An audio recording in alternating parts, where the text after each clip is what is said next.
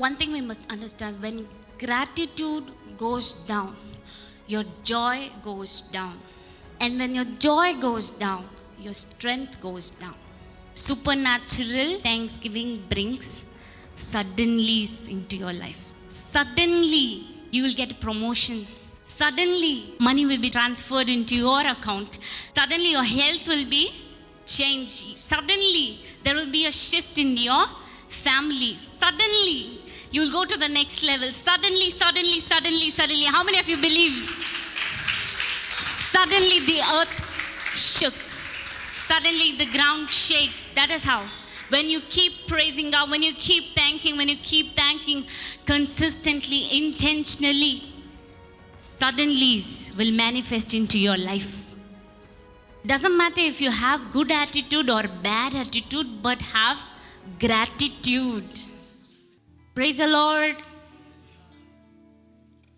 Are you excited? I'm very, very excited. Because I'm going to talk about gratitude. Thankfulness. We were singing and praising God is good, God is good. Worshiping, giving thanks to the Lord today. So today I'm going to speak about gratitude, thankfulness. Let's turn our Bible to the book of 1 Thessalonians 5, 16 to 18. Rejoice always, pray without ceasing. In everything give thanks, for this is the will of God in Christ Jesus for you. So, it is God's will for us to give thanks. So, what is the will of God? To give thanks. Now, why do you think these words, always, pray without ceasing, in everything, continually praise God, is mentioned? Example, now if you go to gym one day and then you lift weight, you go and stand in front of the mirror and you expect muscles. You will be disappointed. Many of us treat spiritual things in the same way. We try things for 1 or 2 days and then we check for results. That's not going to happen. See, when you lift weights, you lift dumbbells, when you're lifting, it will be so painful. But remember, it is painful, but it is not harming you. That pain is shaping you. Now, praise and giving thanks is also in the same way, even when you don't feel like doing it. Even when you don't feel like giving thanks, praising God in the hardest situation. No, that's why the Bible says continually, in everything, always. Have you seen bodybuilders? They do not build muscles overnight, do they? No. What do? They do it consistently and they're very intentional. That's why they have 6 packs and we have family pack. That is why the Bible says, do it always. Rejoice always. Continuous. In everything, give thanks. Now some people, see this verse, in everything. There's a difference between give thanks in everything and give thanks for everything. Now, some people give thanks for sickness. Some people give thanks for problem, pain. No. See, I told you last time, bad things happen because of the bad devil. So, God is not the reason behind your problems. God is not the reason behind your sickness. God is the one who brings you out of that problem. God is the one who delivers you. See, God is the one who brought the Israelites out of Egypt. God is the one who sets you free, who saves you. So, if we think God is the reason behind my problem, then we could struggle in giving thanks to God. Unless you know this truth, cannot give thanks wholeheartedly. Psalms 106:1. Praise the Lord. Oh, give thanks to the Lord, for he is good. Now, why should we praise? Because he is good. Now some people, they don't have the revelation of God's goodness. They fix their eyes on the problems. That's why even in church, you could see when worship is going on, when praise is going on, some people, they'll simply stand quiet. Why? Because in their heart, they question God. God, why is this problem? Why did you allow this in my life? Where are you? Why this thing is happening in my life? But on the other hand, when you see others, some people, they'll be lost in worship. They'll be lost in praising God. Why? Because they know God's goodness. Because they have the revelation of God's goodness. They meditated on God's goodness. They know how good God is in their life. Amen? And that is why many people struggle in giving thanks. Because they fix their eyes on the problem. See, one thing we must understand, when gratitude goes down, your joy goes down. And when your joy goes down, your strength goes down.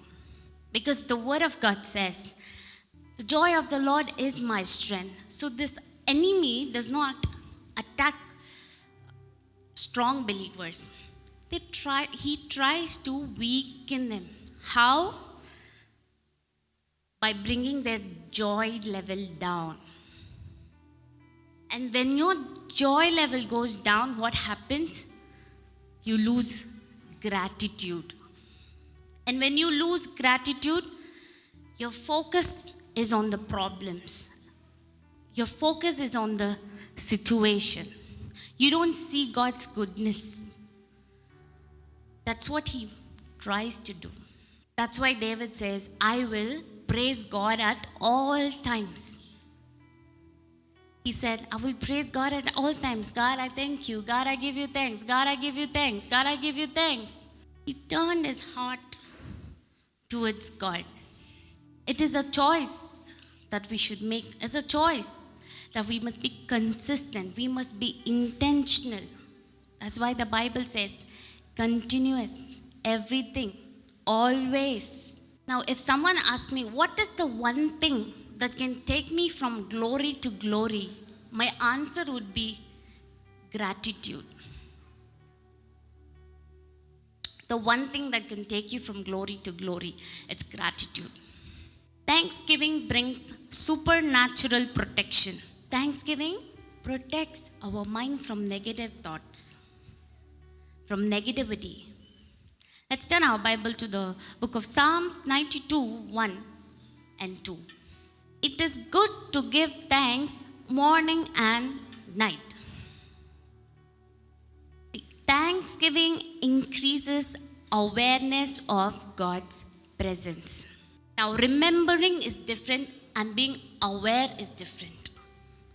Now, example, you're wearing a costly diamond necklace and you're going for a party. You'll be fully aware of that necklace. Your posture itself changes. The way you walk is different. The way you talk will be different. Even when you bend down or even when you go down, you'll be like this.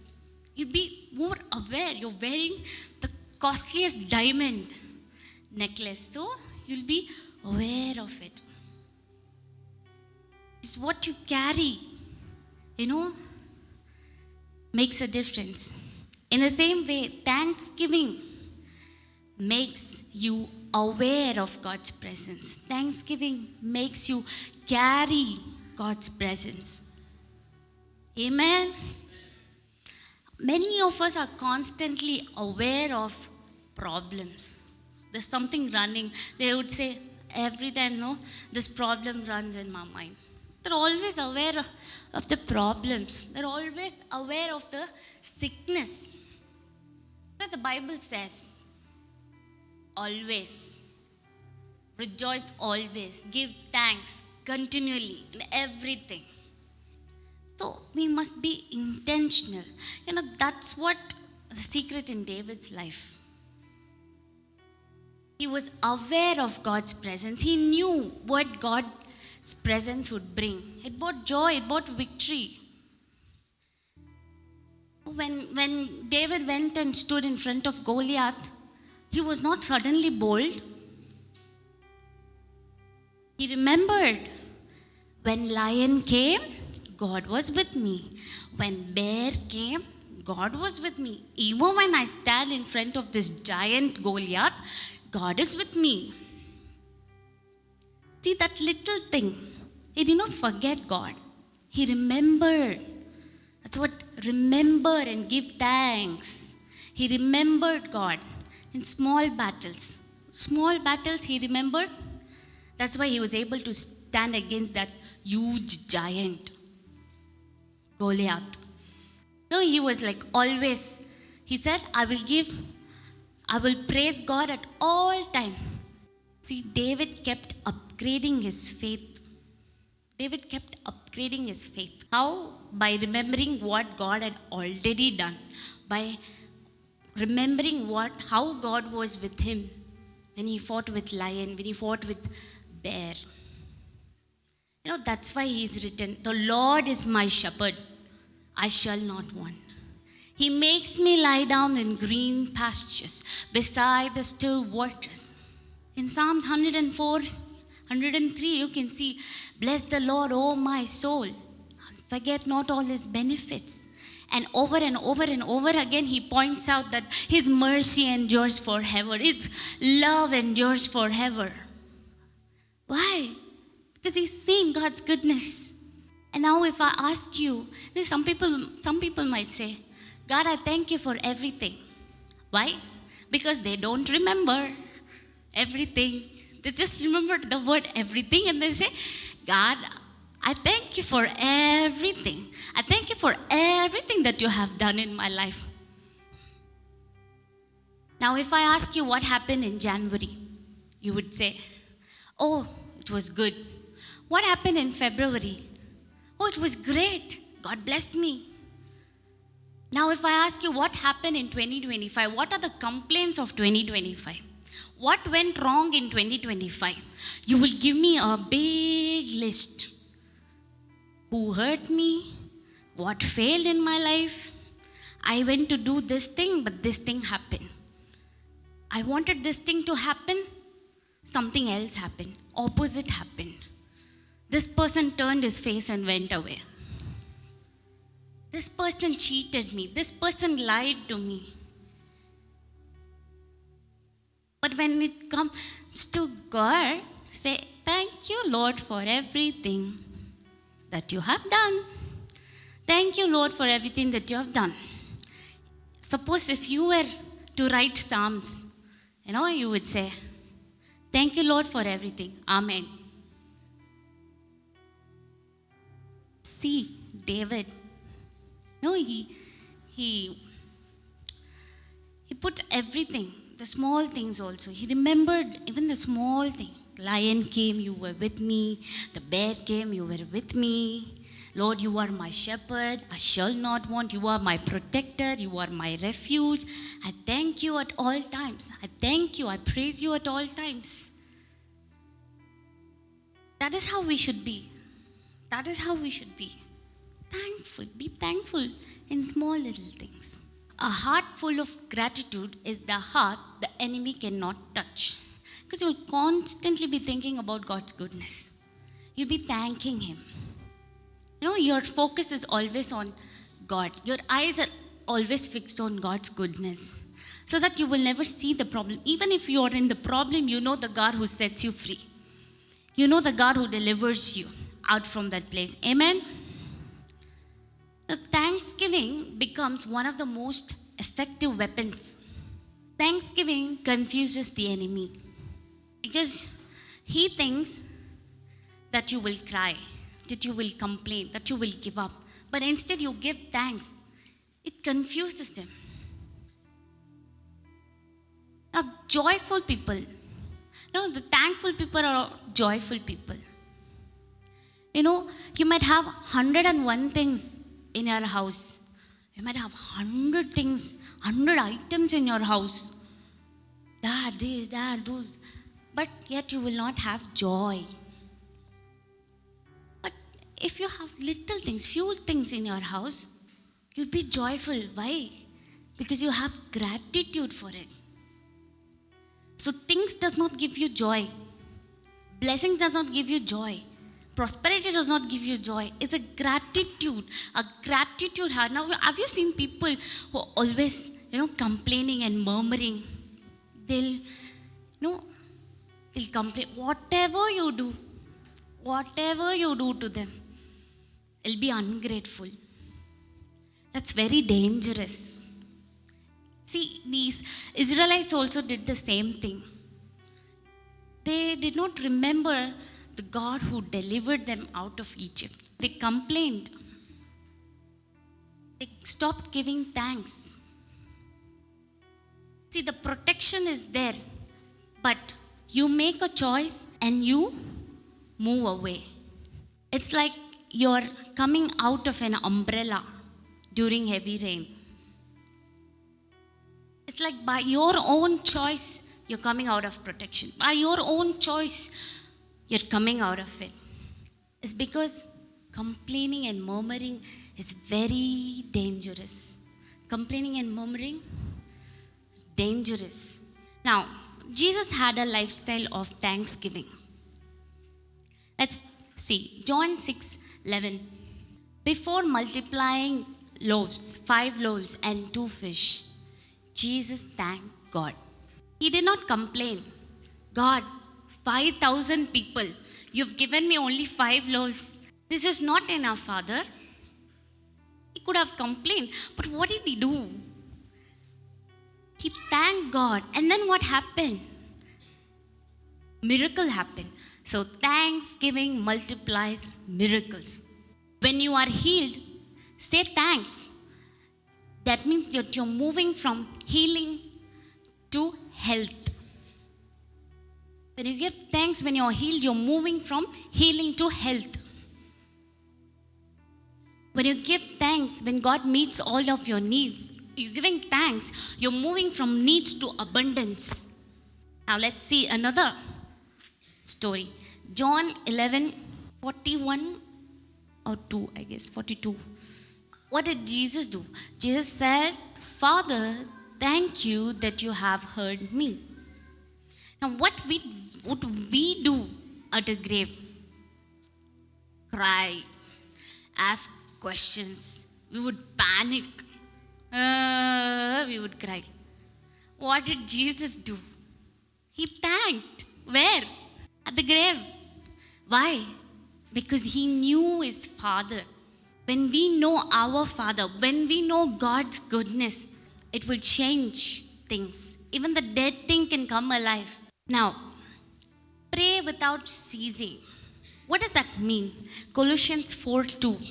Pray without ceasing, being vigilant in it with thanksgiving. Now, what does that mean? Pray without ceasing doesn't mean you keep asking a thing over and over and over again. When I was young, my dad and I used to travel on a 2-wheeler bike.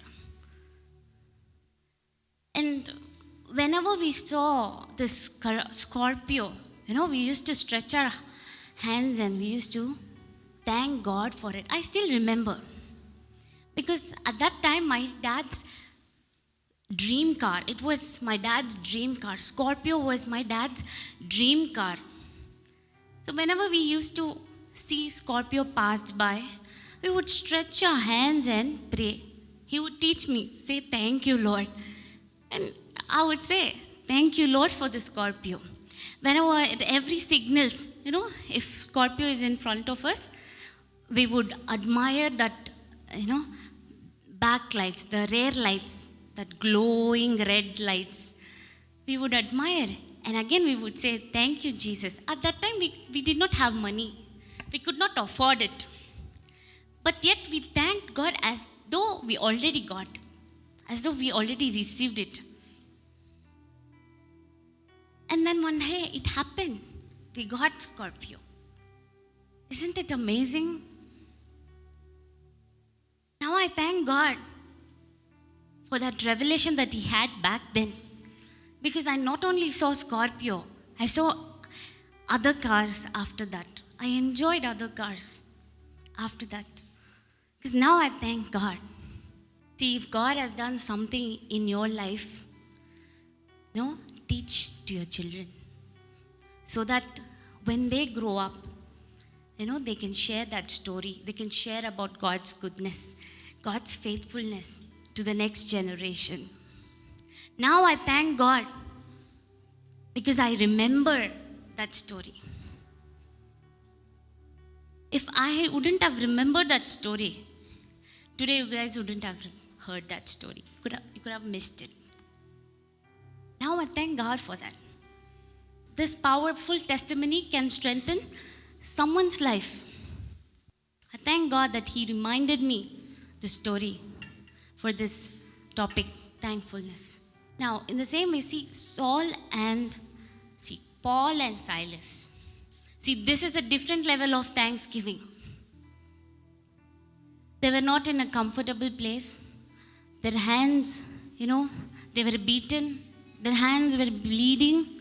They were bruised. But yet their mouths was with thanksgiving. Can you see this in the Bible? Acts 16:25. At midnight, Paul and Silas were praying and singing hymns to God, and the prisoners were listening to them. So they were not singing softly. Their praise was not just whisper. They were not whispering. It was so loud that all the prisoners were able to listen. Now I guess they would have praised, Lord, I praise in the valley. I praise in the prison. I praise when I'm sure. I praise when I'm doubting. Now sometimes even in church, you sing so softly that even the person next to you can't listen. Why the next person you can't listen? Yourself. Now you imagine this scene. Their hands are chained. Their legs are chained. They're bleeding. Pain in their whole body. And they are singing so loud that all the prisoners could hear. Then how that praise would have been. As long as I'm breathing, I've got a reason to praise the Lord, oh my soul. Praise the Lord, oh my soul. That's how it was. Can you imagine the thanksgiving? Their hands were chained. Today, your hands are not chained. We must thank God for it. We must thank God that you can clap your hands. Come on, clap your hands. Thank God. Today, we are alive. We must thank God. We can clap, we can stand, we can jump, we can dance, we can shout. But we are standing quiet in church. Why? Look at them. Their thanksgiving is different level. All the prisoners could, hear them. Can you just stand for a moment and praise God and sit? My God is alive. How could I keep it inside? This was the same situation to Paul and Silas. They were in prison. They saw God's goodness so much they could not keep quiet. Even when their hands were chained, even when they were beaten up, even they were bleeding. Their pain had so much in their body. They had so much of pain in their body, and they could sing, I won't be quiet, my God is alive. How could I keep it inside? Hey, won't be quiet. My God is alive. How could I keep it inside? Oh, I won't be quiet. My God is alive. How can I keep it inside? Oh, I won't be quiet. My God is alive. How could I keep it inside? Because praise the Lord, oh my soul. Come on, everybody, praise. Come on, clap your hands. Praise the Lord, oh my soul. Praise. Hey, hey. I praise you, Lord, because I can move. I praise you, Lord, because I can sing. Oh my soul. I praise the Lord, oh my soul. Praise. Come on, praise, praise, praise. Praise the Lord, praise the Lord. Praise the Lord, oh my soul. What did they do? They would have said, as long as I'm breathing, I'm gonna praise. I won't be quiet because my God is alive. So how can I keep it inside? I guess they would have sang the song, and it was so loud that the whole prisoners could listen. Amen. Let's all be seated. Now let's see what happened next. Whereas Acts 16:26. Suddenly there was a great earthquake. All the doors were opened and everyone's chains were loosed. Thanksgiving doesn't only deliver you, but it delivers the people around you, the people who are connected to you. Thanksgiving is a powerful thing, you know? It delivers you. Thanksgiving delivers you. Not only you, but the people connected to you. Today, when you're giving thanks here in the church, it not only delivers you, but your family, the people around you, the workplace, that you go to. You're delivering them by your thanksgiving. They both, Paul and Silas, they thank God in their pain. Everyone's pain went away. Their chains were broken. Today, when we praise God, the people around you, their chains fall off because of your thanksgiving.